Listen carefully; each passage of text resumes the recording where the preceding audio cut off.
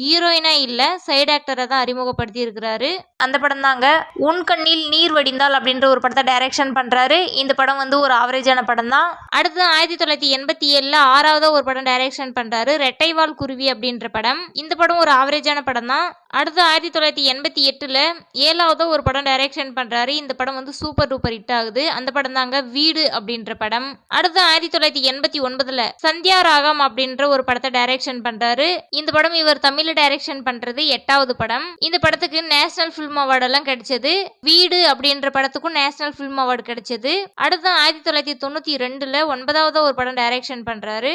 இந்த படத்துல இவருடைய 3வது மனைவியான மௌனிகாவை ஹீரோயினா அறிமுகப்படுத்துறாரு. மௌனிகா பிரசாந்துக்கு ஜோடியா இந்த படத்துல நடிச்சிருப்பாங்க. அந்த படம் தாங்க வண்ண வண்ண பூக்கள் அப்படின்ற படம். இந்த படம் ஒரு வெற்றி படம். இந்த படத்துக்கும் நேஷனல் பிலிம் அவார்டு கிடைச்சது.